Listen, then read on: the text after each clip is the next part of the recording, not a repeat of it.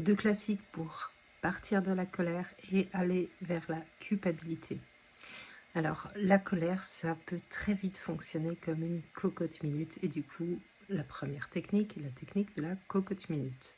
La technique de la cocotte minute, c'est quand tu veux pas te mettre en colère, que tu trouves que la colère, c'est mal, que c'est une mauvaise émotion, que ça pourrit les relations, et que du coup, en fait, tu contiens ton agacement, tu contiens ta frustration, tu contiens ta colère, tu contiens ton sentiment d'injustice ou l'impression qu'on te manque de respect, et tu mets un couvercle sur ta cocotte minute de colère.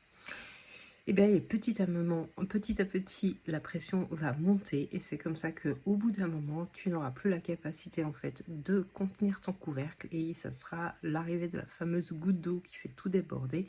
Et c'est là que tu exploses et que après, tes paroles, tu perds la maîtrise en fait de ce que tu cherches à exprimer.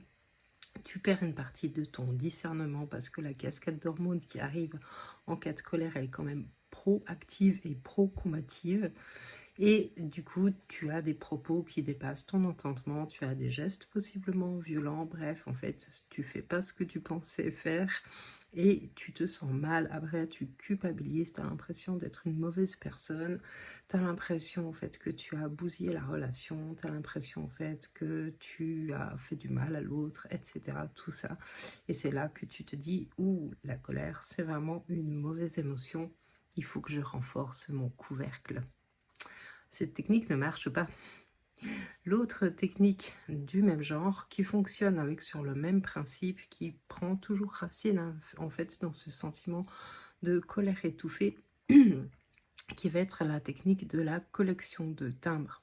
C'est le même principe, mais à chaque fois en fait que tu vas étouffer ta colère, tu vas faire un petit marqueur, comme une petite collection, un petit timbrage. On peut appeler ça aussi la technique de la 10e pizza gratuite.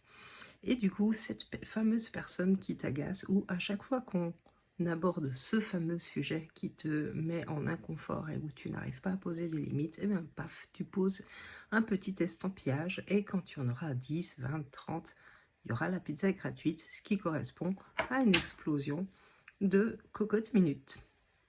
Voilà, donc si tu as envie d'en savoir plus sur comment faire, comment on peut bosser, alors ça se passe en 3 phases. Les colères, il faut identifier les besoins et les valeurs qui sont en lien. Ça, c'est la phase qui se passe avant et la phase qui se passe après. Que tu puisses comprendre en fait d'où ça vient, qu'est-ce qui t'agace, qu'est-ce qui te met dans ce sentiment d'injustice, qu'est-ce qui engendre ce sentiment de manque de respect. Et puis, il y a la phase pendant qui est la gestion en fait de la montée émotionnelle qui là pour le coup, ce qu'on fait c'est pas mettre un couvercle, on se donne les moyens en fait pour prendre du recul, pour pouvoir observer en fait l'émotion qui monte. Des fois ça marche, des fois ça marche pas. Par contre, ce qui est sûr, c'est qu'il n'y a aucune chance que ça fonctionne si tu ne t'entraînes pas. Si tu veux en savoir plus, tout simplement tu vas venir à ma conférence.